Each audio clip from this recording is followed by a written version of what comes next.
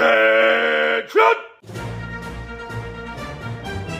Welcome to the Film Mages Podcast, where the popcorn is our ammunition, the couch is our foxhole, and the cinema is our place of worship. Now let me see your war face! Ah! Do you hear that? Yeah, what? The sound of silence. That is the sound of silence, isn't it, Mick? It is. It is the sound of silence, and it's deafening. The silence is deafening. The silence is deafening. Yeah, so this is episode 4. It is episode 4. Episode 4 of the podcast, and our other host is strangely not with us. Yeah, our other host is absent. Who's this? So. It just came through the door. Wow! Look at that! Hey guys. Hey! I like that! How you So doing? Hey! Okay, we're the Film Majors. I'm Zach. I'm Mick. I'm Alexis. Wow! I have to say, out of all of the Alexis Avitias I know, you're my favorite. You're one of them. Sorry. Do you know other Alexis Avitias? Because I'm feeling a little... You're the only one. You are the only one. You're my favorite of the group. You're one of them. That You're means one of the ones so little to me. Well. Well, that's what you get for complimenting Alexis. You get nothing. Yeah, actually, that's exactly how that works. You don't get anything from me just I don't because you get a prize? I'm sorry. I don't get a Do you I don't get a- sound I just don't get a like every present? man ever right Yeah, now? yeah. I I put do. in the work of pretending like I like you, and I get nothing I in return. deserve a treat. I've been on my best behavior. I deserve a treat. I've been on good behavior.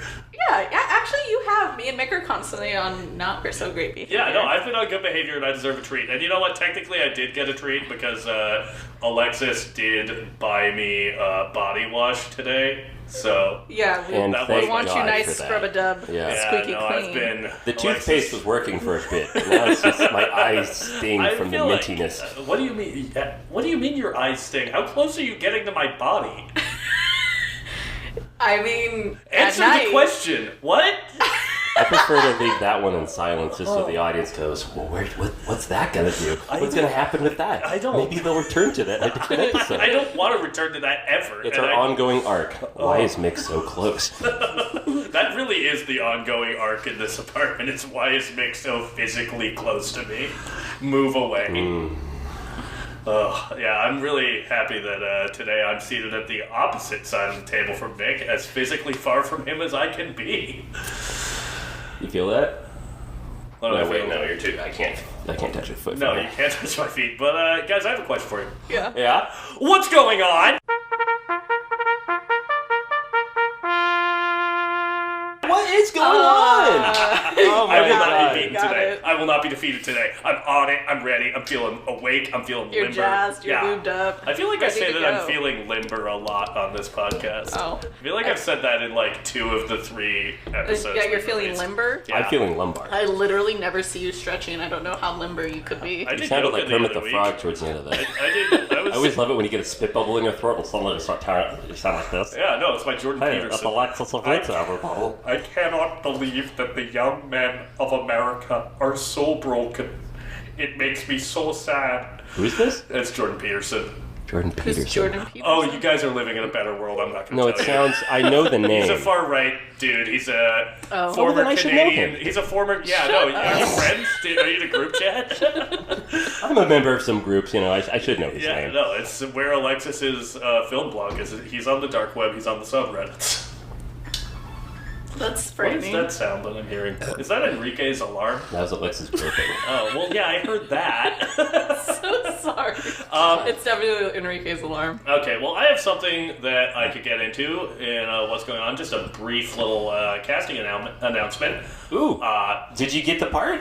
Yeah, I did. Wow. Yeah. Congratulations, buddy. Yeah, no, it took a lot of work, but I'm going to be in Robert Eggers' Nosferatu, along with Bill Skarsgård, who's playing Count Orlok, and Lily Rose Depp, who is playing I don't know what the actual character's name is in Nosferatu, but it's like the Mina Harker character.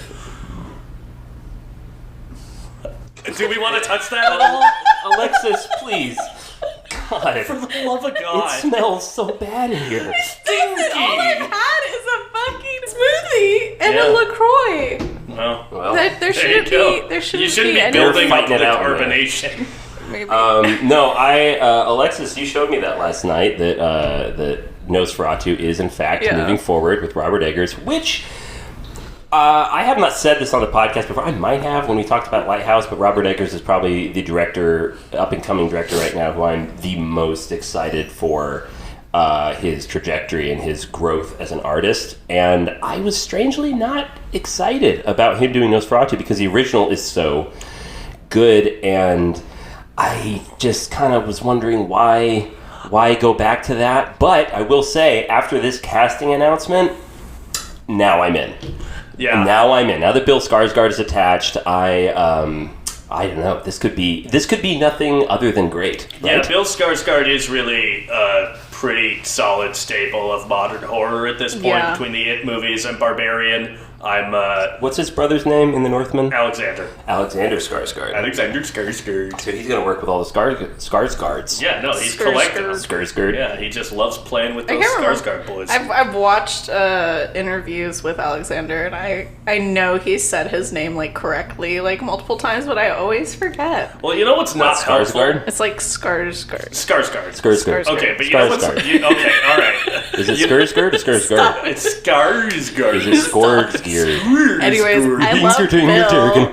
I'm really excited for Bill. We did watch it like literally last week, didn't we? You guys did. Yeah, sorry. Yeah.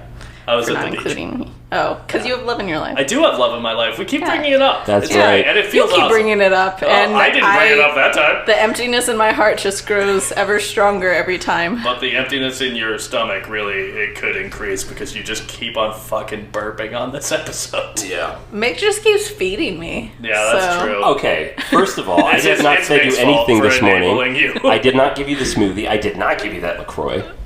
I made eggs for myself. Well, I had to keep myself well hydrated, you know? All you did was make eggs for yourself this morning. Yeah, pretty selfish, Mick. Shellfish? Fuck you. What does that have to do with anything? God, this is worthless. Eggs are in shells. Oh my god. They're not a shellfish. See, this is what I think though, is that sometimes we shouldn't Quit being start so what's shellfish. going on right away because we're not done arguing We're yet. not warmed. Oh, yeah, no. Well, the arguing will be dispersed throughout. Yeah. It's in every It is segment. heavy loaded towards the front, though. Yeah. Yeah. Yeah, that's Like fucking myself. true. You are not. Oh. What? What? I don't... Everything that could imply is bad. You know what I actually did finally see this week? What? Pearl. Ooh. I really enjoyed it. In fact, I cried a little at the end. Really? I did. Wow, it passed the Alexis test. Yeah, you know what? Actually, so your test is whether or not something like makes you emotional, makes you cry. Yeah. That is part of mine. It's either that or just does it give me the warm and fuzzies. This movie definitely did not give me Does any it give warm... Alexis the Oh, really? fizz? Did not give didn't me the give you warm and warm and fuzzies. fuzzies? It definitely made me emotional. She has like a 9-minute monologue towards the end, and wow, just Mia Goth. I've never seen A Cure for Wellness, so Which you will. I will this That's a month. great movie. But I've never seen her in anything else other than like the X movie and then now Pearl, and I've just been You saw Suspiria as well. I did, but I don't really remember I feel her like she because doesn't isn't have it a huge Dakota part. Johnson who's in it? Yes, yeah, she's the lead. Yeah, so I think I just remember her because I'm like highly attracted to Dakota Johnson. Oh, I feel like that's a good segue into my thing. Oh, is it? Yeah, which is after I saw Pearl, it was a little while back. I think it was about a month ago now, beginning of September, right? Maybe. It was while I was out of town, so it was before the 18th of September. That's right. Yes. Yeah. Yeah, no, I was attacked for saying that I found Mia Goth more attractive in every horror movie I've seen her in. Who attacked you? You Oh, did. yes, You that's did. right, because that's a weird thing to say. She is hot. I could she fix is. her. Well, oh, God. This comes into a message that my brother sent me where he was like, I'm really glad that you're dating like know a what? nice woman because your taste in fictional women is concerning. I can relate to that, Yeah, except listen. I think that maybe perhaps I don't have good taste all around, because... Yeah. Self-awareness is important to have, kids. So the first step is You admitting you have a problem. Yeah, you can. Here's the thing: you can go to therapy, you can understand what the problem is, but you can't change your choice in partners for some A reason. man's gotta be what he is, Joey. Can't break the mold. I myself am not attracted to Mia Goth as Pearl. Well, that makes one of us. I guess that makes two of us. I'm the only one. Yeah. I don't know. Yeah, there he is. No, I'm just saying, like, I'm not saying... Okay, here's what I found problematic. Not problematic, just for me, about what you said about how the more Mia Goth we get, the more attractive I gradually find it her, gets yeah. more attractive. That is the part where I'm like, I don't know, because I've seen Pearl twice now. And and then we watched The Cure for Wellness again, and as soon as Mia Goth got on screen, I shivered. I was like, oh god, she's back. Because Pearl terrifies me. But no, she's very attractive and a fantastic actor. Yeah, I don't want to make this all about... Oh, yep, there's our roommate's alarm again. By the way, for the record, it is 1:30 on a Monday. 1:30 p.m. Yeah, no, we're not recording this in the dead of night. Oh, okay, that's gone. Oh, No, it's back. not. It's back. Man's got to get up. Man has got to get up. But yeah, no, Pearl is really, really good. I'm glad you finally watched it, Alexis. Because Zach and I both agreed you were going to really dig it. Yeah, based off of some of the clips that I had seen on TikTok leading up to it, I was like, oh, this is my kind of girl. And then I saw it and I was like, you know what? Not my kind of girl. But I'm telling you, I really liked the monologue. I was surprised at how real and empathetic her character became within those 9 minutes in the monologue. And I think I started tearing up like somewhere about halfway through, because I don't know, it's just it was a good through line for just how women feel stuck. And when you don't feel naturally maternal, there's something, you feel like there's something wrong with you sometimes, because it's just how society wants you to be. And I related to that a little bit. So, and then the very end of it was just so haunting that like I was sitting there. Funny. I was sitting there like smiling back at her because I couldn't, because when I'm nervous, I always smile a little bit.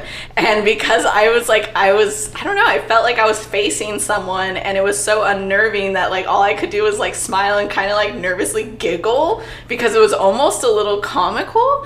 And so this was a good. I found that end credits shot, the close up of her smiling, to be terrifying because she does not blink. No, and they actually. So I was listening to an interview with Mia Goth, and she said that they ended up having to get that in like one take. I believe it. And I guess they were just like out of time for something, and so they ended up having to do that in like one take. And somebody asked her like, what kind of goes through your mind when you're filming something that goes on like that long, and there's literally like there's no dialogue or anything. And she was just like, I don't know, at some point you just kind of black out.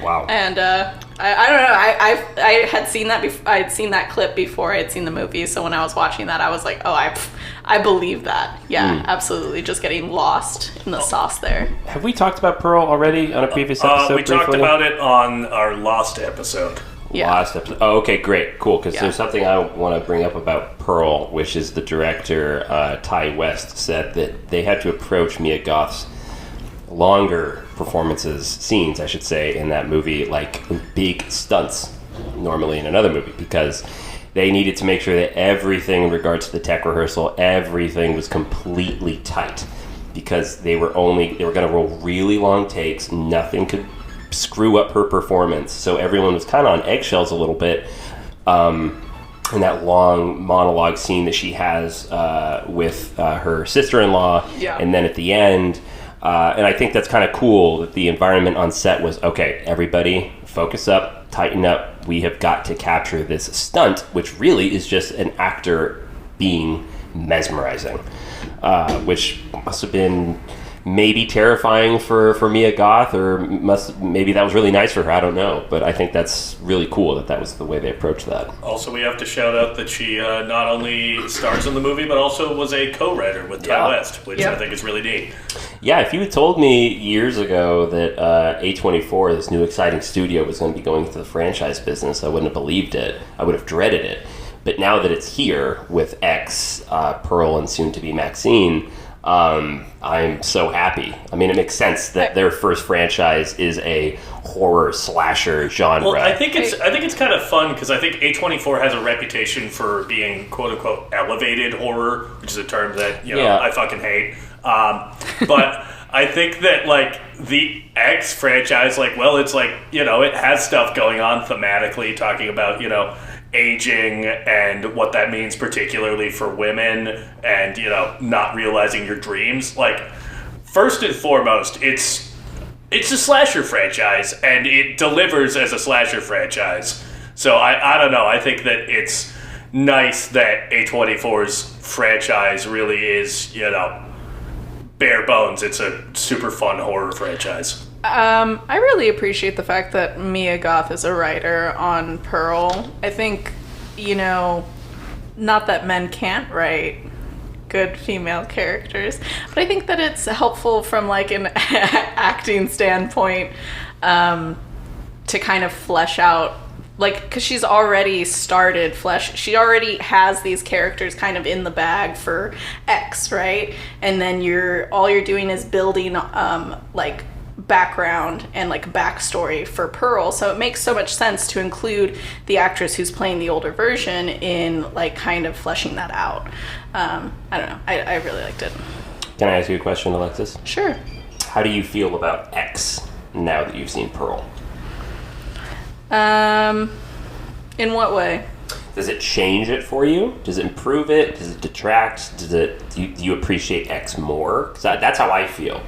Watching X again, having seen Pearl now, I think it snaps together really, really well. Well, I haven't rewatched X since I've seen Pearl. But, I mean, to begin with, I really...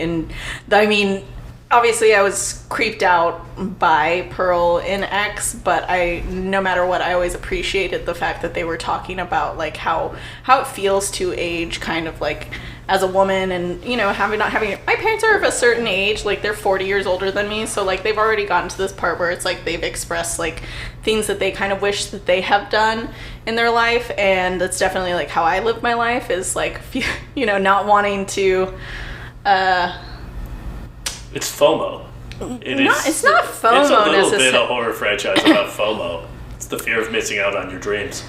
Yeah, I guess so. I don't know if that just like touches more because like we're all creative people, and we're so like we want dreams of ours to come true. Yeah. But I mean, I can see where she's coming from, like being considered like pretty or something when you're younger, and then not doing anything with your life. And then getting to this point where it's like, oh yeah, nobody looks at you once you're past a certain age. Nobody acknowledges you. It just kind of is how it is, like within our society with like elderly and everything. So I, no matter what, have always appreciated that aspect of X. And I just kind of enjoy getting to know Pearl a little bit more, even though she's not necessarily a character that you want to empathize with. But that's the surprising thing about A24, is how much I don't mind having to empathize with a serial killer. I don't think that's A24. I think that's you. Yeah, I think that's Alexis. No. I think that's Alexis. Because that's a good segue for me to talk about Dahmer, and I don't want to empathize with him. And I saw like two. I saw like Jesus. And here's your problem, Mickey boy. That we stepped right into that one.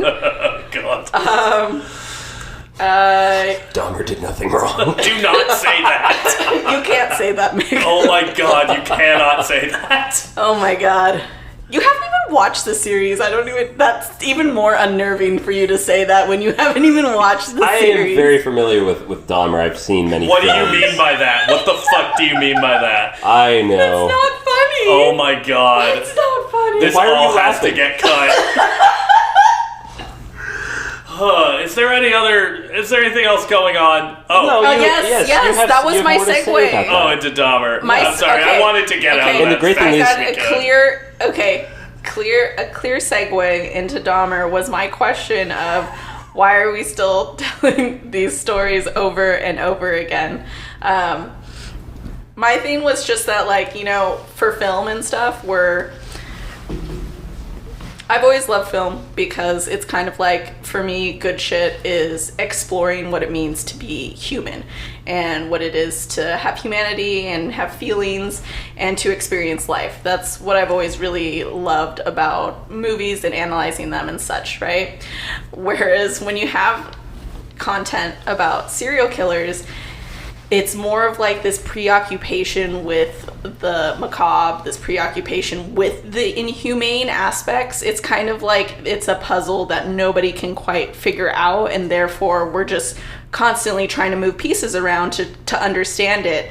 But I think you brought this up of like re-traumatizing the families. Yeah, you know? I do think that that's part of why the Dahmer case gets sort of reinterpreted in media so often. I'm gonna lose it with that fucking alarm. Are you kidding me? Are you fucking kidding me? This is madness. trauma, family, Dahmer. The reason that the Dahmer case keeps getting reinterpreted in media is because we have a lot more information about him than we do with a lot of other serial killers. Like, I think it's Sloane Phillips interview is like kind of the most famous interview with a killer that ever happened, and he was just very forthcoming about what drove him, his childhood, and like beyond the crimes just being like incredibly salacious and like incredibly bizarre.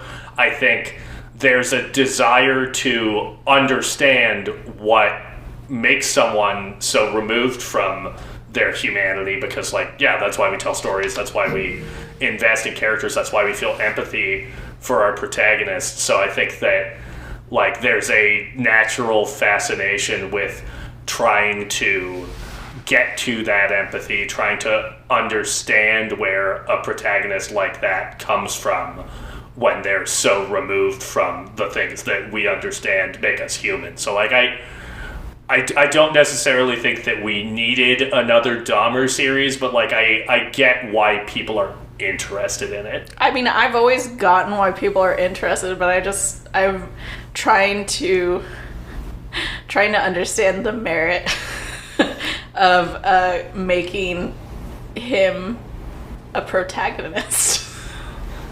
Yeah, I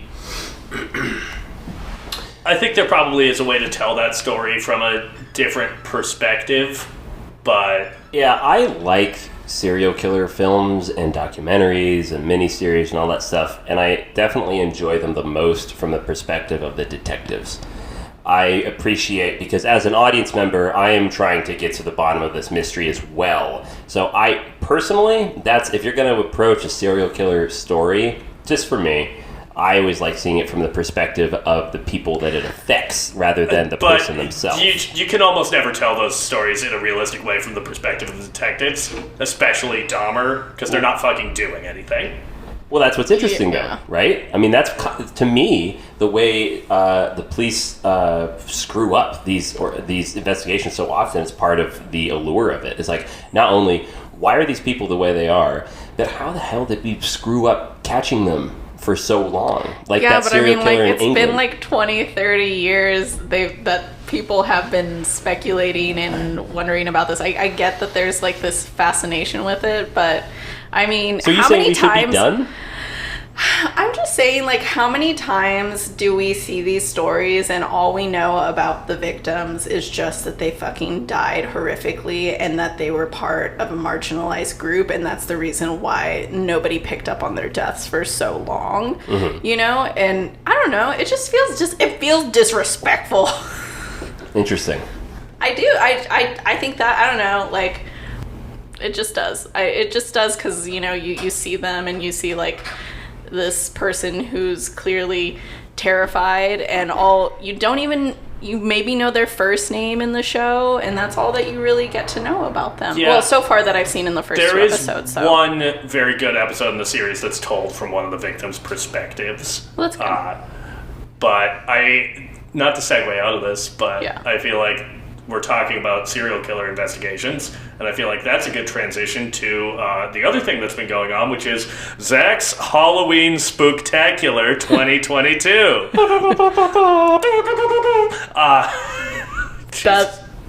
That's a segue. It's All right. one we can do, because I want to talk about Manhunter. Okay. Yeah. It's a movie. I feel fine about that segue. Yeah, it's sure, a movie about sure. investigating a serial killer. If you Yeah. like it, that's all that matters. All right. Well, I don't like it when you're on my side.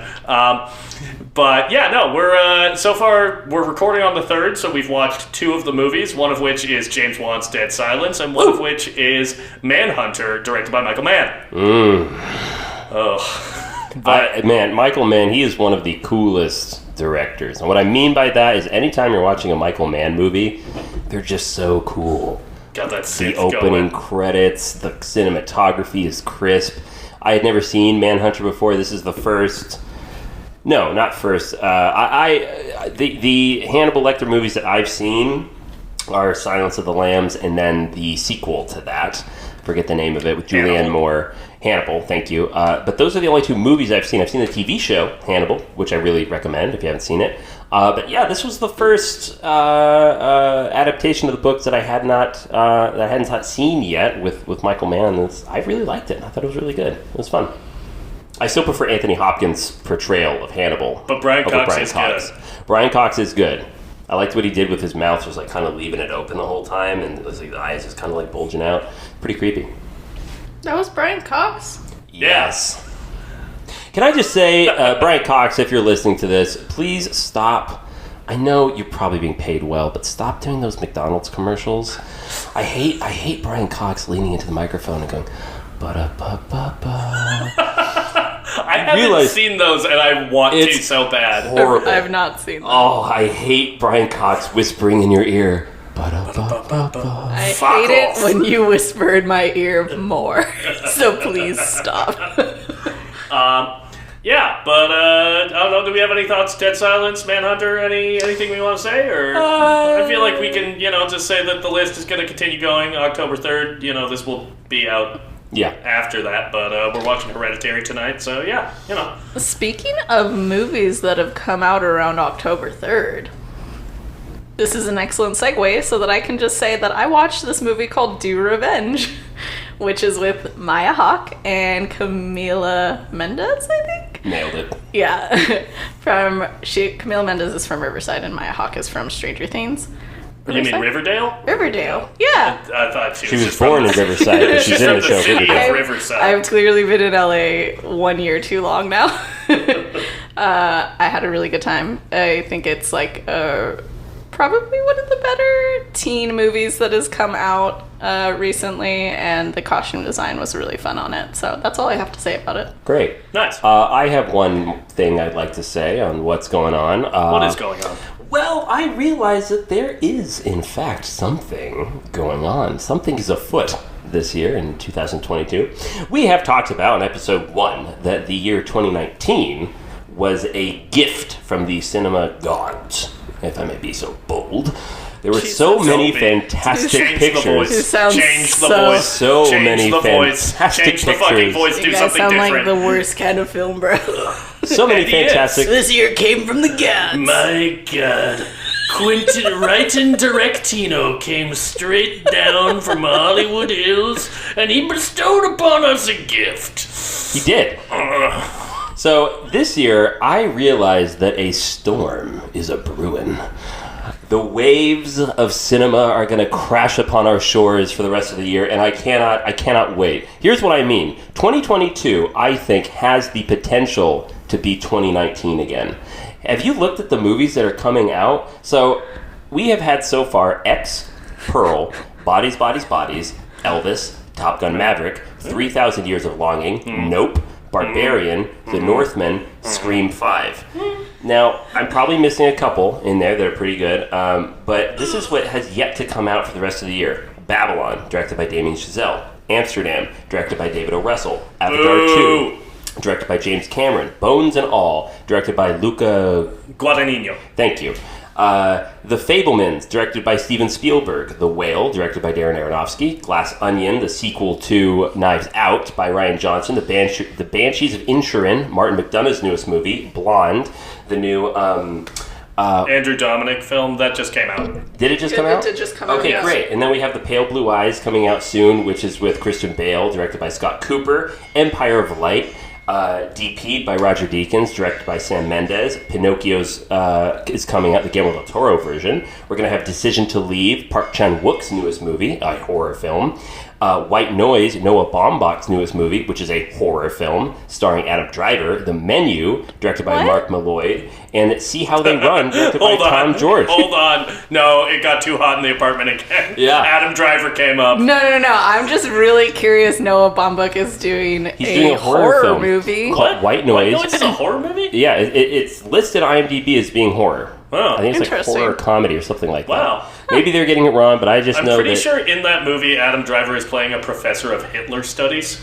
See, right there. I'm telling you, this is going to be... See How They Run? I think that just came out, didn't it? Yes, yeah. See How They Run came it's in out a theaters few right now. weekends ago. Yeah. So, do you think that this year could potentially be 2019 again? Because, I mean, you look at that list We of haven't movies. even talked about The Fabelmans yet. The Fabelmans. Spielberg. I don't think you No, I mentioned mentioned it that. yet. That was number Oh, 5. okay, I The wasn't listening to Fabelmans, you, directed never by mind. Steven Spielberg. I mean, guys, everyone listening, 2022 could be the year. It could happen again. And so soon. 3 years ago. So you're telling me that we could get a re-release of Cats at the end of the year? No. God. No, please do No it. more do it, Jellicle do it. hats. Jellicles, can I Cats Jellicles too? hats. Jellicles. Out of those lists that I mentioned, what are we most excited for? Cats. You didn't even put The Whale on there. It's number 6. Yeah, God. we're not listening to Please you. listen to me. You know what? Fuck you guys. As long as the listeners are listening, my God. All right. Yeah, I so think I was to just- everyone who turned off the volume when Mick started doing that voice, there's some pretty good movies coming out. I think it's like I start to fade out when you have these really long aquatic metaphors. I don't know what it is about the aquatic, don't like but my you aquatic really metaphors? like water. It's because I'm a coastal boy. Like a serial killer. Yeah, I grew... No. I mean, we had one in our town. Well, he killed his family. It's not Oh really a my serial God. killer, All right. but to answer my question, is there anything on that list that you're really excited for? Anybody? Yeah, there's a few things. Yeah. I'm gonna look at the I'm list looking real forward sneaky. to I'm looking forward to Armageddon Time, James Gray's movie that's coming up. Oh, I need to add that to the list. Yeah, idiot. Armageddon Time? Yeah, starring Jeremy Strong and Anthony Hopkins. I'm definitely Anne Hathaway. Guys, Oh this yes, is, actually I do. Yeah, that one. this We've is seen the 2019 preview. again, guys. I'm telling you. By the end of this year, we're going to look back on this and thank God Top Gun Maverick and Elvis came out the same year. I am not ever going to say that. I'm really excited for the Park Chan-wook movie. Me yes. too. I love him and all of the weirdness that comes with that. And you know what? Actually, perhaps that says something a little bit more worrying about me than I want to admit, but I do love his movies. No, Yeah. they bang. They bang. They do absolutely bang. A lot of people in the movie bang. Yeah, They do. The Handmaiden. The Handmaiden. The Handmaiden, Oh, they bang. Handmaiden's Yeah. great. Yeah. Old boy, so good. Stoker. Stoker's Hardly know great. it. Yes. Woo. Thank you. Wow, I didn't expect to get anything from Wait, that. what did you say? I said hardly know her. See, she doesn't Now- listen I to don't you know either. that. Yeah, but she responds would. like she is. Yeah. I And got excited. all I need is encouragement. But that does it for me in Yeah. terms of what's going on. Yeah, I think we could probably... Alexis, anything else? No. I'll talk about Do Revenge in like one of my kind of like reviews that I write online. And where can we find those reviews, Alexis? Yeah. AlexisTheAmoeba.com, and that is AMOEBA.com. Where did the amoeba thing come from? You are one with the amoeba. Like most of your Yeah. handles on your social media. It's been are like amoeba. that since high school, so like the 2010 about. Basically, I think it was just it came from me not really dating like at all. Like the Why did it have to get sad? It's not Make okay. sure you That's put not some sad sad. music Okay, over first, no tiny violin. All right, it was a choice. It was a personal choice. Okay, My freshman year, I had a boyfriend for like 27 days. And then I had a boyfriend for like 1 week. And then I was like, having boyfriends kind of sucks. So maybe I just won't. And then eventually junior year, my friend just made a joke because I hadn't been in any relationships. I mean, I talked to people, whatever. I made a joke that I was just going to like, I don't know, procreate asexually. I would just like make a clone of. I said I would just make a clone of myself. I knew it was going to be gross. That's not gross. It's just like an amoeba is literally a single-celled organism. Yeah, and they just divide, and then there's just another me. And I thought that would be kind of sick, but are we okay with this? How am I the only one that's like? And then my friend was like, kind of like an amoeba, and I was like, yeah, Alexis the amoeba, and I rode with that so hard. So too hard. All right, that's enough of what's going on.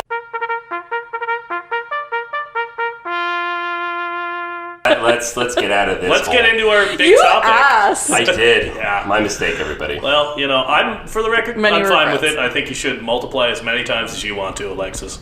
Wow, thank you. You're welcome. I got you. I'll be like those gremlins, literally. Yeah, you already are. I am a gremlin. Yeah, just somebody toss me in the pool. Oh my god, it's so fitting. I didn't know how fitting it was. It's so fitting. Alexis is a little film gremlin. Yeah. I wanted to talk about remakes this week because our topic this week, the films that we are talking about, there are 2 remakes of the original film. And I wanted to talk about what you guys think makes a good remake, what a remake has to do to justify itself. Well, I mean, obviously it has to improve upon the original. I mean, that's the easy answer. You can't... Here's my big thing. Do not remake a movie just because it came out a while ago or because it came out in a non-English speaking country. That's not a good enough reason to remake something so that you get... That, I think, is a fundamental misunderstanding of American audiences. The only way that they're going to resonate with this is if it's new and in English. Don't like that.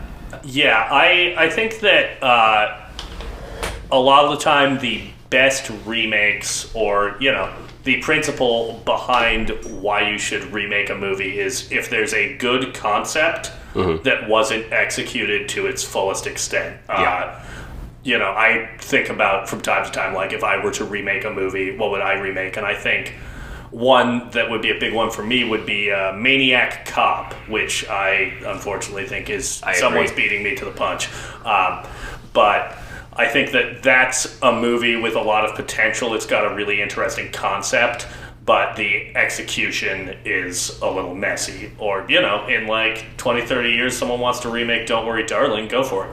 Yeah. Still have to watch that.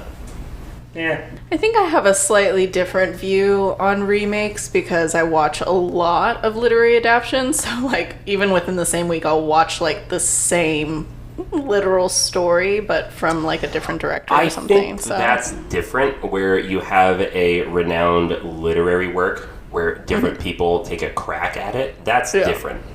Different people attempting to do Shakespeare. I have no issue with that. Well, it's not just Shakespeare, it's like Jane Austen or Charlotte Bronte. I'm using like that as a singular example. Yeah. Thank you. I'm aware. Of course, yes. Please use Shakespeare instead of Jane Austen. Yeah, you man. I'm just saying it's a classic example. I'm an ally. You're done. God. You're done. To the 50% of women who listen to this show. 50% of all women, not 50% of our audience. You all listen to our show. I'm on your side. God, I just been canceled left and right. My God. You open your mouth and you're canceled. You know what? The rest of this episode can just be the two of you, and I will be staring daggers at you the whole time. That's great. You can't help but talk, Mickey boy. Yeah, it's okay. I anticipate that Mick will not be able to shut the fuck up for more than 5 minutes. You know what? There we go. I remember one time in school, my teacher accused me of being argumentative, and I went, "No, I'm not." That tracks. It's one of my best moments. Okay. Okay, well, when I was growing up, my sister, she loves. It's now 2:06 in the afternoon. and his alarms are still going off. He's just that boy's snoozing and Should rolling we check over. his pulse? No, because he's he snoozing keeps them and turning rolling them over. off. Yeah, Just he's turn snoozing the them. alarm off. You're not getting up. Yeah. No, so I grew up with a sister who loved horror movies. I think the first time I ever saw Child's Play with Chucky, I was probably about 4 years old. Great movie. And, trauma for life there. But I'd say that, like, the majority of, like, the horror movies that I watched in my early youth were a lot of remakes, because in the early 2000s, they were remaking, like, a lot of, like, the classic horror movies. So, in actuality, a lot of those classic horror movies that you guys have probably seen, I've probably only seen the remakes. So I don't really think that I have as much of a probably opinion about it. You're part of the problem, is what you're basically saying. Probably. I mean, I don't really care though. I mean, like I said. There it is. Alexis will remain part of the problem. Yeah, like I said, I have a different way of, like, grading movies. I think you guys really, really get into what makes this movie a good movie, and I'm not always kind of in that mindset. Sometimes I'm just like, it didn't slap, but I mean, it was good enough. It was interesting enough to watch the whole thing. That should honestly be a topic we cover at some point, like movies that are just good enough. Yeah. I think that'd be kind of fun, because there are definitely movies where I feel that way about them. Yeah. You know. I think that's how I am about horror. I'm not as dedicated fans as you guys are to horror, which is, I think, honestly why I'm a little bit more quiet on our horror episodes so far, because I'm always just like, yeah, I don't have a direct opinion on this. I vibed with it. I'm like, all right, guys, yeah, sure. If that's how you feel, sure. Yeah, it'll be a different story when we start covering Jane Austen adaptations. I am excited about that. I'm excited. I'm really Zach's excited. never seen Pride and Prejudice before. No, I I'm think not. we're excited for a Shakespeare episode, but no, I'm still excited for the Jane Austen one. And with that, And there's the daggers from my eyes now. Yeah. God, be an ally, Mick. You need to... You literally wore a lace shirt with your nipples all out the other day, and you can't be an ally? I am an ally when I'm wearing my lace shirt. Another good example of remakes, though, is Wages of Fear. Ooh, yeah. With then Sorcerer as the remake. Now, I prefer Wages of Fear, but that is a good example of remaking a good movie, but then making a good remake of a good film. It doesn't happen very often, but that's a good example of, you shouldn't remake it. Oh, you did. Oh, and it's pretty good. I think that's... Who's the director of that? Friedkin. Right. I think that's kind of an example. Another thing I think you have to do. Oh, and Alexis I really thought she was getting better, but she's not getting better. Oh, Alexis. I just choke on water sometimes. You need to curl up by the fire and get warm. Our Tiny Tim. It's sad. Tiny Alexis. But yeah, I think that another thing you need to do in a remake is have a strong, different take on the material. Yes. And with that, I think we can transition ourselves into our discussion. Unless, Alexis, do you have something else? Okay. No, but... Yes, I did. Okay. Go for it. All right. It was really good, and that's a remake, right? So what would you say that makes that really, like, a good remake? I'm going to be honest, I have never seen the miniseries. Same. Oh, okay. Never But no. Yeah, which honestly, Okay, wait, I feel like that's going to get me... What about Ocean's 11 then? I've never seen the original Ocean's 11.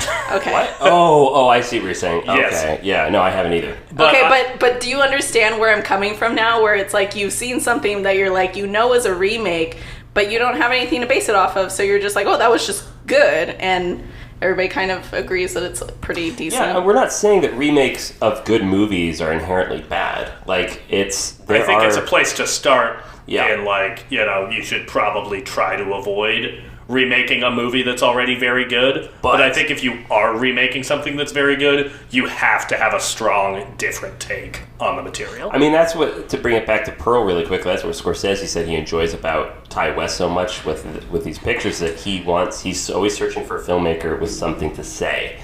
If you have something to say, even if it's been said well before, you know what? Go for it. See what you got, And that segues into seeing what our films had. What they got. What our films have got. The Thing. Yeah. This episode, we are talking about the classic The Thing from Another World, and The Thing again in 2011. Yeah. It's the beginning of spooky season, and we thought, what better source material, what better story to start it off than one of the best horror films ever made? Yes. John Carpenter's 1982 The Thing is, gun to my head, if you ask me what my favorite movie is, 9 times out of 10, I'm saying John Carpenter's The Thing. Yeah. It is a like perfect film. A masterwork of the genre. One of the best directors to ever do it, at the top of his game with the most resources he was ever given. Kurt Russell, Keith David, Wilfred Brimley. It is a absolute masterwork. It's a crime that it didn't do well at the time. But I am so happy that we have it. Because Came out the same year or month as E.T. Yeah, and E.T. absolutely ate its lunch. People were in the mood for a happy alien and not a horrible one. Yeah. That for a long time was the only version of, or the only adaptation of Who Goes There, which is the original short story. Yes, which I intended to read before this episode and I did not. That was the only adaptation I had seen, and then earlier this year I watched The Thing from Another World, the 1951 movie, which I erroneously said was directed by Howard Hawks. It's directed by Charles Nyby. Howard Hawks produced it, and thoroughly enjoyed that too. I don't think it's as faithful an adaptation of the short story. It's not. As Carpenter's movie, but I think it has its own merits and is definitely a fun classic film.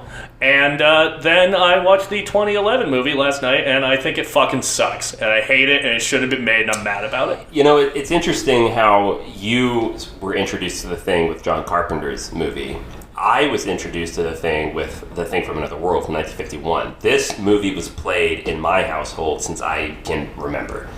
I grew up with The Thing from Another World, and I loved it as a kid, and then I did not watch it for over 10 years until I think it was this year I finally revisited it, and it's really holds up. It's really, really good. I find the military being good guys and the scientists being bad guys to be a little problematic, but as we talked about yesterday, it makes sense for being in a post-atomic world where the scientists are now the ones that are perhaps shouldn't have all the cards, and the military is really the everyman, because as you said, everyone served in World War II. Yes. So it works for that. But a problem with sci-fi from this era, aside from just being horrible B movies and just acting in general, was very wooden. And what I love about Christian from Nyby's film, The Thing from Another World, is that the acting is not wooden. The dialogue overlaps. The acting is very energetic. People deliver their lines quite quickly, and it's a good. It really picks up, and it really carries along. It does not drag at any point. And it's also cool watching John Carpenter's The Thing and seeing the references that he makes in that movie that harkens back to this one, yes, which is really cool. John Carpenter loved the Howard Hawks film. Yeah. It makes an appearance on the TV in the original Halloween. Oh, I didn't know that. Yeah, the kids who Laurie is babysitting are watching The Thing from Another World. That's awesome. That's Yeah. really cool. But yeah, James Arness as The Thing was interesting, and I believe I heard this once on a documentary that The Thing from Another World had one of the first jump scares that you had ever seen in movies back then. It's when they are going to the greenhouse, and one of the crew members has just been attacked by this alien, and they're behind the door. And back then, you have to remember that any time in sci-fi that they revealed a monster or a creature, it would slowly come towards the camera. You would see it in darkness because the makeup wasn't very good. And I don't know, it would always, by the time, a lot of people complained at the time that when you do finally see the creature, you're let down. With this, they go up to the door, they unlock it, and they're ready to try to investigate the room. And as soon as they open up that door, there is the thing standing in the doorway and lunges for our main character, almost taking his head off with his clawed hands. And they shut the door really quickly. You hear this god-awful cat meowing scream. That's how they describe it in the movie. And they shoot the door, and you hear it running away. It's really exciting. I got chills right now just talking about it, strangely enough. But Which is impressive because this apartment is like 95 degrees. I know. But it's really good. If anyone wants to watch a black and white sci-fi UFO picture, this is actually a good film. Genuinely. Alexis, if you're interested, I'd like to hear your take on the movie. She's been zoning out She's for been 5 dissociating minutes. as Mick talks, and I do understand. But I'd like to hear your perspective because you had not seen any adaptation of Who Goes There before we watched all these. You were fresh before this, and now you finally watched them all in one sitting. I mean, maybe if I had grown up with the original, The Thing from Another World, it might have been a little bit more exciting. I liked it. I mean, it wasn't super exciting for me, but I really liked John Carpenter's The Thing. I think the 2011 one, it definitely, I found it boring because you see the monster right away, and I think that's what I like about some older horror is that you don't, in general, what I like about horror is not getting to see what you're supposed to be afraid of right away, unless they're doing something interesting with that reveal. Fear of the unknown is very powerful. Yeah. And then, and just in general, I always like in the John Carpenter one, you're constantly just kind of like, where did somebody go? Who's missing? It's more like you're doing a little bit of detective work rather than just seeing something run after you. And I think there's horror in the mystery of that. So you're right. Yeah, the locked door mystery is how you describe it, right, Zach? Yeah. Yes. Yeah. I love a horror movie that incorporates that sort of Agatha Christie locked door mystery whodunit aspect. I mean, the part of Scream where they're at the party is absolutely that, and it's one of the best horror finales of all time. And then I think this is what you had talked about with Bodies, is John Carpenter's use of his location. Yeah. Yes. that Antarctic research camp. Yeah. No, I could walk it. If you put me on that Antarctic research base set, I would know where everything is. Yeah. And, that maybe speaks to how much of my life I've spent watching John Carpenter's The Thing. It's probably adds up to a few days, if I'm being honest. Yeah. But, it's super specific. And so then, of course, in the 2011 one, I think the characters are, I don't know, they're just not as interesting. Yeah, I don't know any of them. I don't remember a single one of their names. There's nothing really characterizing about them like you get in John Carpenter's. Like, you really feel like they're all people, Like, what did you point out? The guy who's rollerblading around because, to pass the time. They all have quirks. They all have their thing, They all have personality. Yes. And so you know exactly who each character is. And they look really different, too. Like, each actor looks a lot different than the other. Yeah, they all have a distinct look. And, then again, if you're going to be covering something with a bunch of Swedes. Everybody had a fucking beard. And I was like, I have no idea who is who. Also, they are Norwegian. I'm all Lars? Are they all Lars? You needed to get Mads Mikkelsen. White people all look the same. That's what we said last night, that it was a travesty that Mads Mikkelsen was not. I think he should have been cast as like the MacReady role in the new one. Instead, they gave it to Joel Edgerton. I love Joel Edgerton, but make it a Norwegian character and make it fucking Mads Mikkelsen. I know he's not Norwegian in real life, but still, he would have been perfect. He would have been so good. No. Wait, what were you going to say? Go for it. I really liked in the original one where she ties up the guy. That was pretty risky. Yeah, there's a bondage scene in the 51 movie. Yeah. I was all, excuse me, ma'am. Yeah. What are you and doing? she's feeding him scotch. Yeah. And trying to get him to kiss her. And he's like lunging away. And she's like, no, you come here, and grabs his head for a big kiss. And I was you don't see that in movies back then. Excuse me, the air conditioning is on, but I am hot. Bricked up. Yeah. Also, I gotta mention, since we're back on that old one, a scene that I absolutely love is when they set the thing on fire in the original one, because they throw gasoline on the actor and they ignite him with a flare. And in the room, that is the only light source that they used to film that scene is the flames themselves, and of course the light coming in from the hallway. But that room is completely dark, so they had to expose the film to capture everything with that bright light.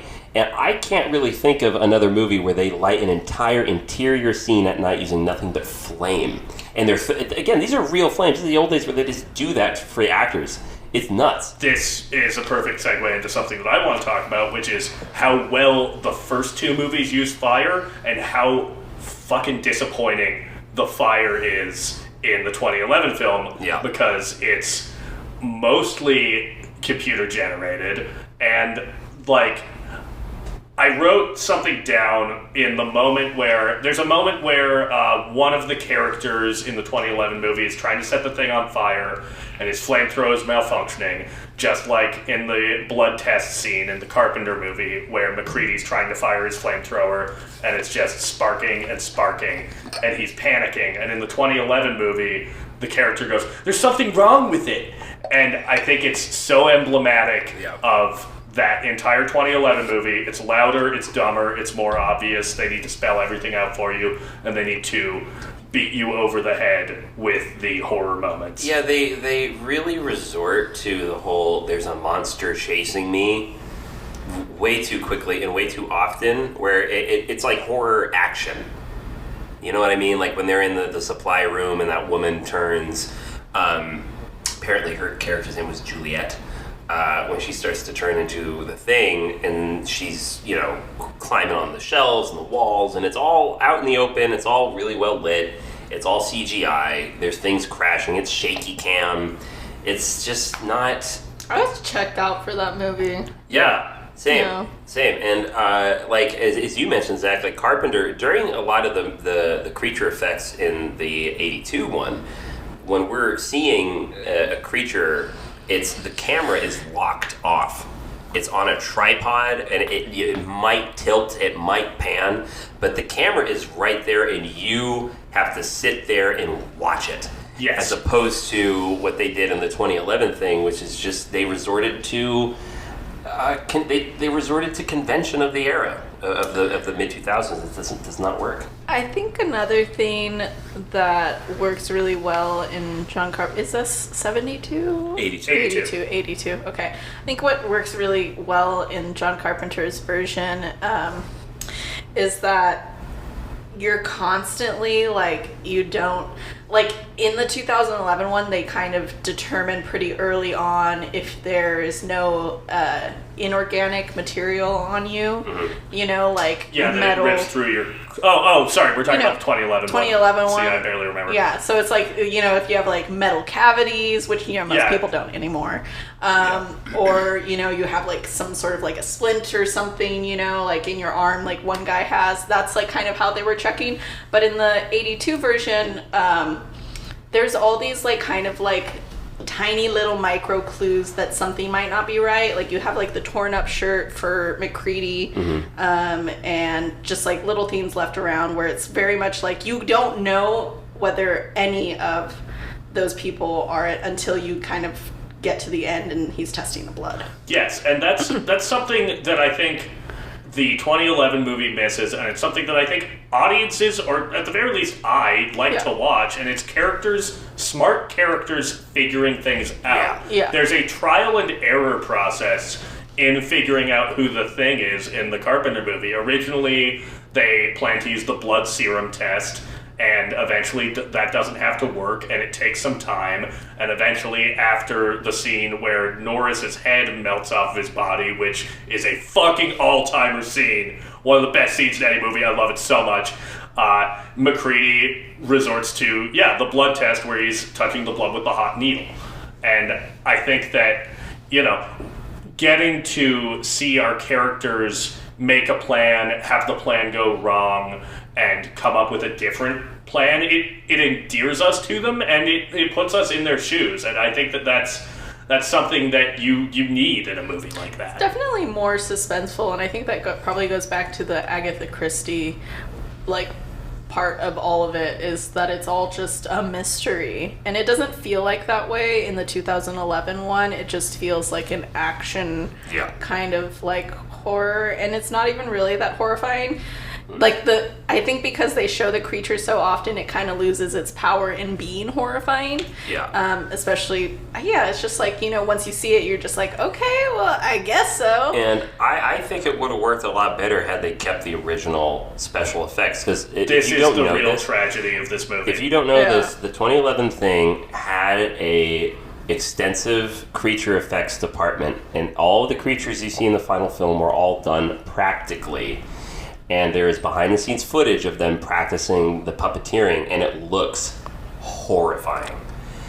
At the last second, I don't know exactly what happened. There was either studio interference or I don't know what it was, but they decided to paint over all of the creatures that they shot with CGI. And look, not to sound like every other podcast bro that you listen to, CGI is horrible. But you're gonna power red ahead. Practical's better. But here's the thing. CGI works really well. It really does. There's so often there are movies that have CGI in it that we don't even know because they do it so well. It's hidden. Here, the problem is, look, if you're going to do it CGI, great. Do that from the get-go. The problem with it is that it was a last-minute decision, so that the effects aren't even finished. It's not polished.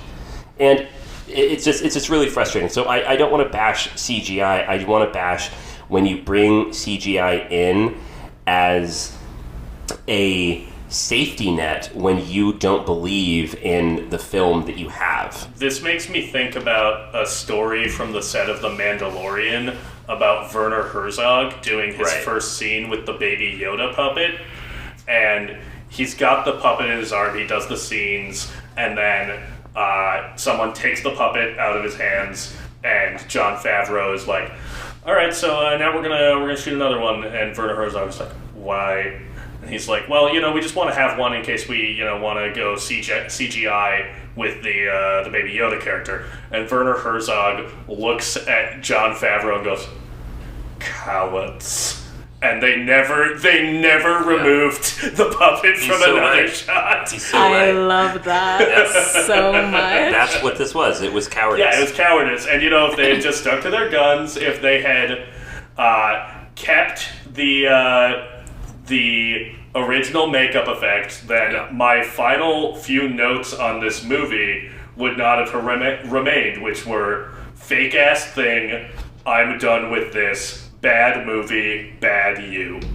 Bad you. I love that. That's funny. It's pretty disappointing. I saw this when it came out in theaters in 2011. Did not like it, and I had not seen it since. I was hoping that maybe on a revisit, maybe it's not as bad as I remember. And yeah, they dropped the ball for sure. And I mentioned last night when we were watching it that it's a shame that the best part of the film they saved for the end credits. Yeah. I mean, that's not good.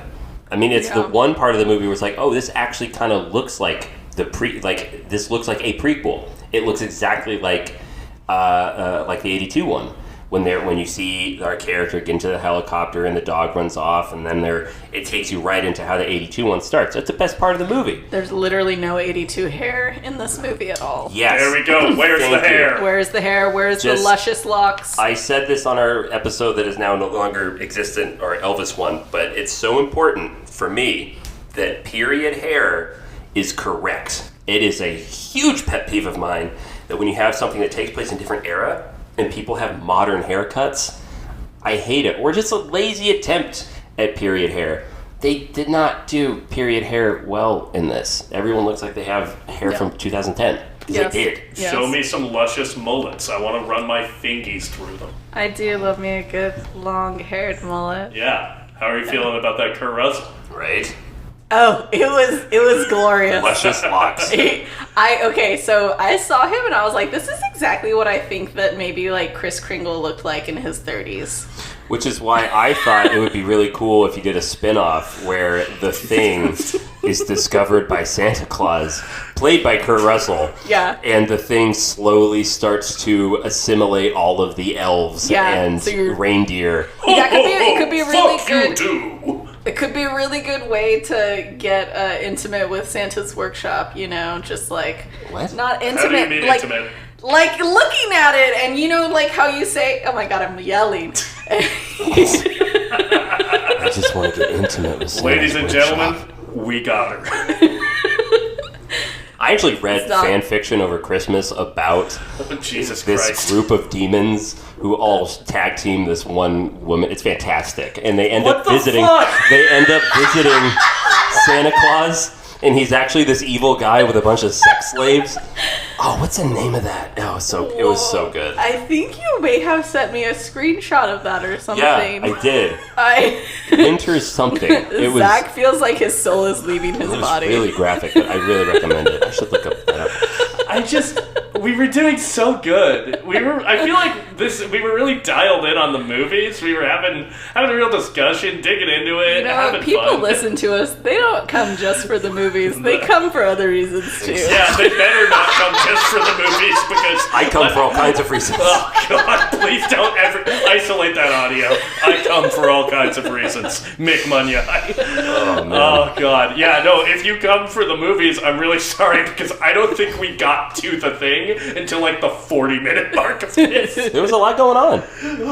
No. Yeah, Mick just had to list off his 50 movies that are coming out this year. Why are you coming at me about that? I thought that was a good segue. I hope you listeners. I'm going to apologize if you didn't like that. I liked it. I'm happy for you. I'm glad you liked it. I love that for you. I love that for you. Yeah, I just said that. Yeah. Yeah, so the thing. I do have one more note on the theme, the 1982 Just one?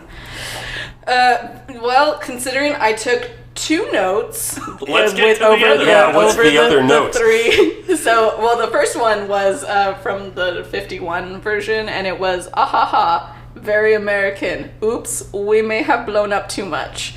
That was my one note from the 51 version. Which is funny, by the way. I like that they did that. How they discover this spaceship, they put thermite charges in, and then they accidentally blow it up. Just explode the whole fucking Like, that's kind of fun. That's how they went with it. I was like, oh. And the characters even joke about it later when the general is like trying to contact them, and they're like do everything you can to preserve this spaceship, get weight and measurements, and they're laughing at each other, going, oh, ha, ha, yeah, we blew it up.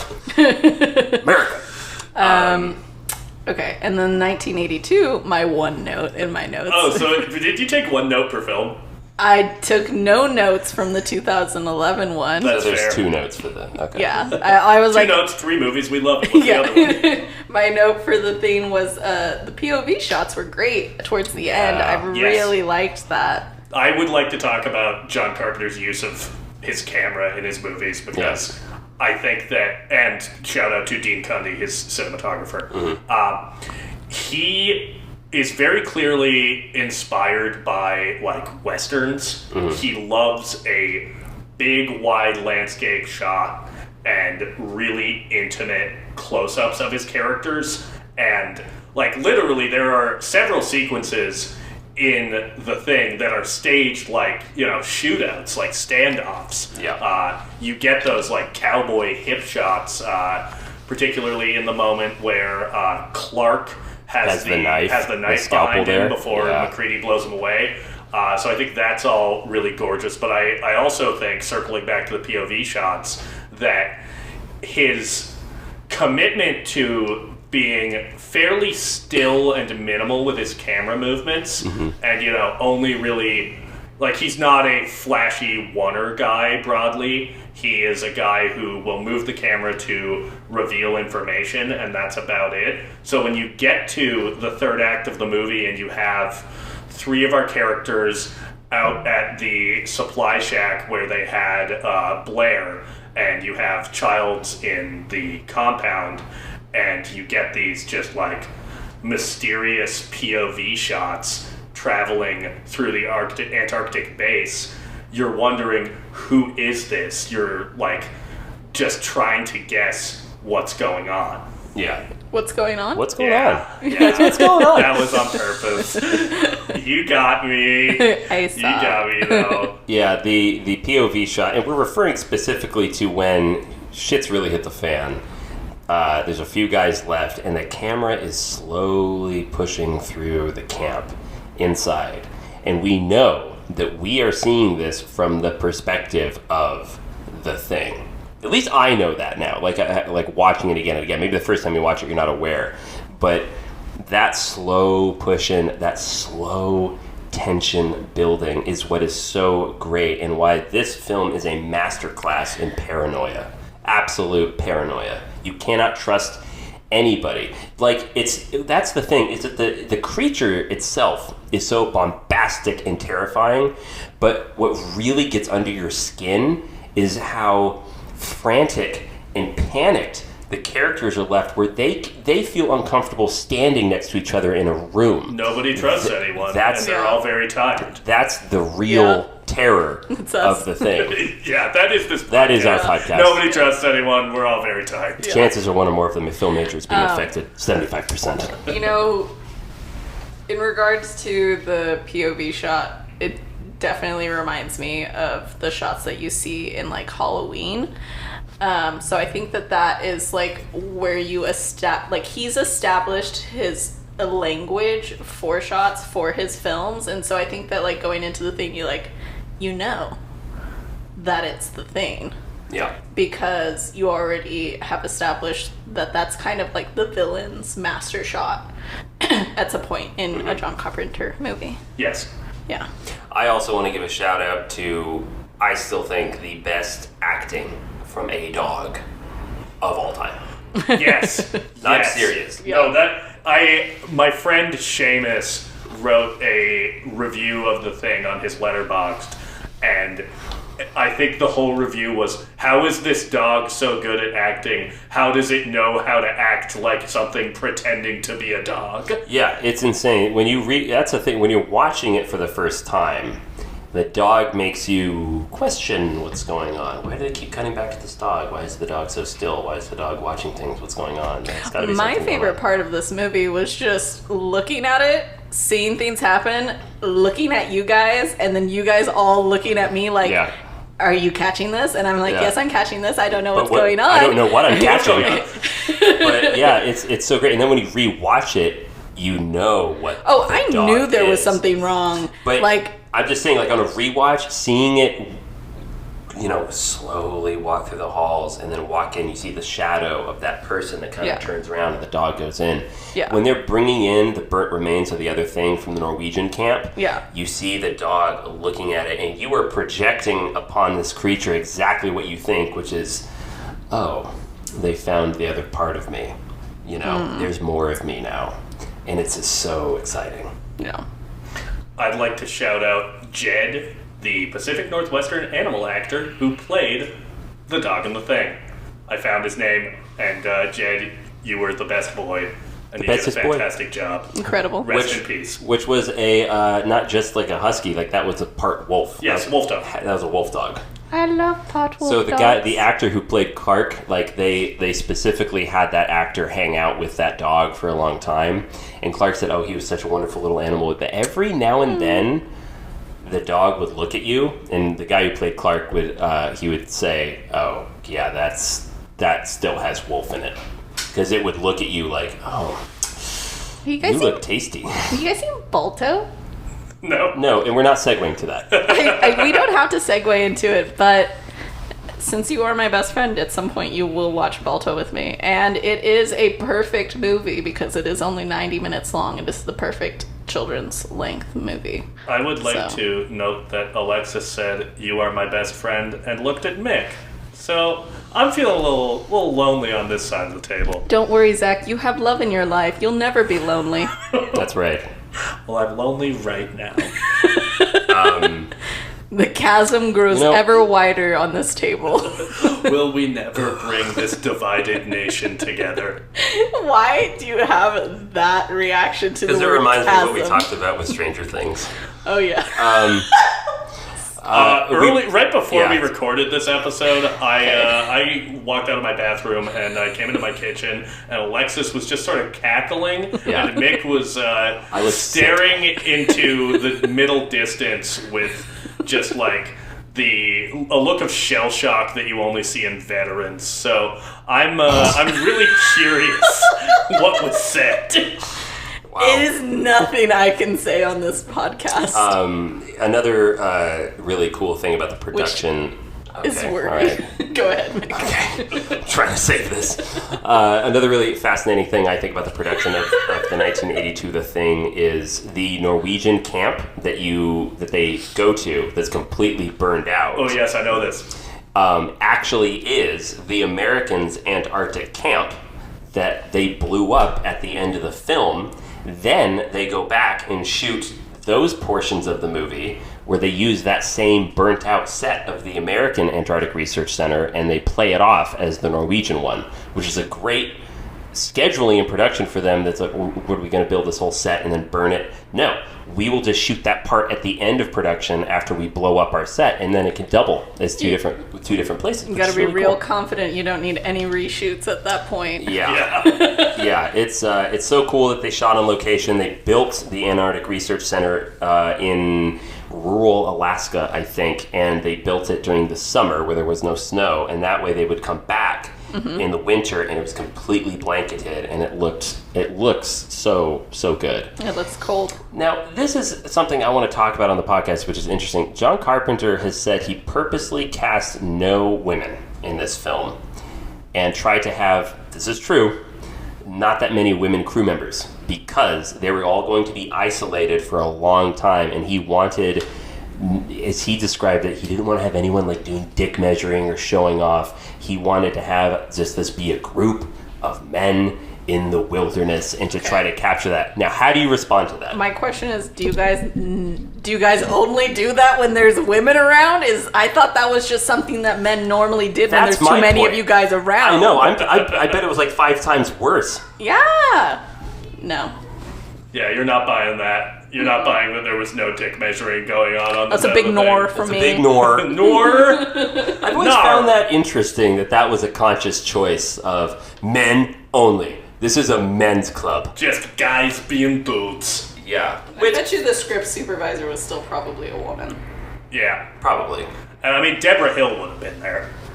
Who's that? Deborah Hill, his longtime producing partner. Oh, okay. And I believe she also helped write Halloween. I don't want to be telling tales out of school, but I'm pretty sure they were married at one point. Well, if we're measuring dicks, I'm sure hers was bigger than everyone's. Yeah, little fun story. My great aunt worked on The Fog and cool. talked about just like Deborah Hill being a lovely woman to work with. Nice. Oh, cool. Yeah. And she said that John Carpenter, she was like, yeah, he seemed kind of grumpy. And I was like, yeah, that seems exactly like the John Carpenter I have seen interviews from. Yeah, speaking of grumpy, I'm sorry. Fuck you! I gotta give the story of Alexis and I were lucky that we got to work on Jordan Peele's Nope. Yeah. In production, and we all know Keith David plays Childs in The Thing, and he plays what's his character's name? He plays OJ and Emerald's dad. Right, OJ Senior. Right. Yes.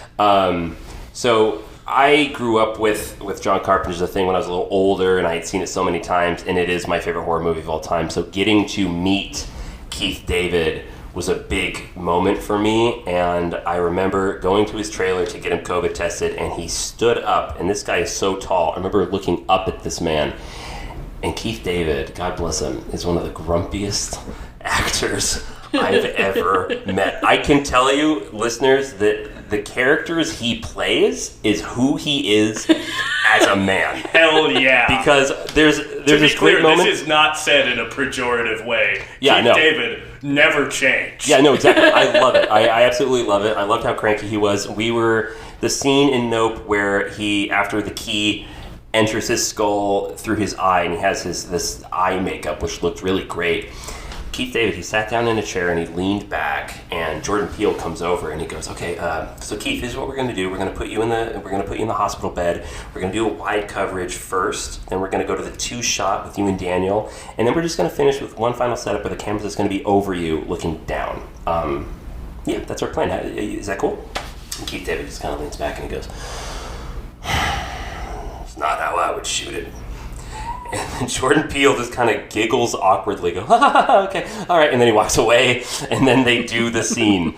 I love that Jordan Peele, who's one of super exciting new horror directors that everyone is really into. And he loves The Thing. Jordan Peele loves The Thing. Loves John Carpenter. And so getting to work with Keith David and getting to witness that conversation to Keith David just going, oh, that's not how I would shoot. I love imagining that, because can you imagine like the pure, like almost like childlike joy that he had when like Keith David was Keith, as you said. Although Keith James is another one. Keith Urban. When he was cast, I can't even imagine like how exciting that must have been, and then for like for your heart to crumble a little bit when he tells you that's not how I would shoot it. Not how I would have done it. Not how I would have done it. And there was this. I'm so sorry. I got to tell this little story too. I was very fortunate to talk to Jordan a couple times, because on set I would always have horror graphic T-shirts on, and we would talk about him. What a little slut. We would, I know. We would talk about horror a few times, and the one time we were getting ready for this big helicopter shot, we were waiting for the helicopter to wind up, and Jordan is just standing there, and I'm just standing there, and he looks around, he comes up to me, and he goes, so, by the way, what is your favorite horror movie? And I just kind of froze. Oh my God, Jordan Peele is asking me my favorite horror movie. And I thought about it for maybe all but 2 seconds. I went, oh, John Carpenter's The Thing, for sure. And he said, oh, great choice. One of my favorites. I said, what's yours? And he said, if anyone could guess what Jordan Peele's favorite horror movie would be? I can guess. What is it? Is it Alien? It is. Wow, how did I Alien. get that? Isn't that strange? Incredible. I remember at the time I thought that was kind of a mainstream choice for him, especially because he would make references to Chud in his movies and stuff like that, which I talked to him about, by the way. I was like, I saw Chud finally, and I don't know about that movie. He was like, yeah, it's not great, but, I had to reference it in Us. But, he's a fan of Alien. That's his favorite horror film. Jordan Peele's favorite horror film is Alien. Okay, I'm glad you just brought up Us, because I have to issue a correction on myself for our Gear Shift episode, because I dismissed Us as being a Gear Shift movie, and I think it kind of is. I think it goes from being a slasher movie to being basically like a home invasion movie to being like basically sort of a like apocalypse movie. Yeah. Like I remember the first time that I watched Us, like being surprised that it was, this vast reaching everyone has a doppelganger situation. Yeah. So, Mick, I'm sorry I dismissed that out of hand last time. I'm used to it. That's okay. I backed you up on that, so that's also my fault. Yeah. The Thing is really, really, really good. I love it. It's so great. And it was so great getting to watch it with you for the first time, Alexis. It was fun. I love watching people rewatch things, because they're just watching the reactions of the people around them. Yeah. Because they know that there's always like those moments that like you're always waiting for, or not even like waiting for, like where you're like, this is the moment that we know something is afoot. And you always want to know if somebody's paying attention, especially if they're watching something for the first time. Did you catch that? Is essentially, and that happens so many times. Like I could just feel you guys both feel the eyeballs turn. on you. On my right, just both of you guys Alexis? turn to look at me, and I'm just like, yes, I am watching. I promise. Yeah. Thankfully, that mainly just happened on the John Carpenter one, and I was fully buckled in for that. So. Yeah. No, great picture. And again, the ending, too.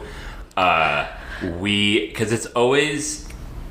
when I was growing up watching The Thing, I always thought we did not know if Childs or McCready was the thing. It's just kind of an open-ended question of, it could be, and then it cuts to black. We're never going to get that answered.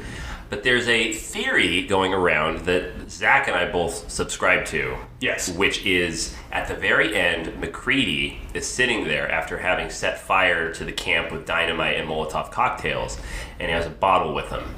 Child shows up. He said he got lost in the darkness. He got caught in a snowstorm or something. Yeah, he thought he saw Blair, so he went out to the storm and Sounds got lost. a little sus.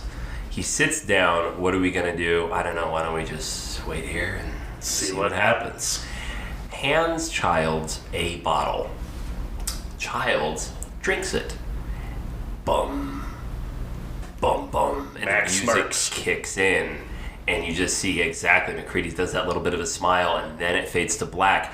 And the note with that is that if he was using Molotov cocktails to destroy the camp, that bottle that he handed Childs could very well be, this is not confirmed, but it could very well have been gasoline. So when Childs drinks it, McCready knows this. I'm handing him a bottle of gasoline or petrol or something like that, kerosene. He drinks it just like it was water.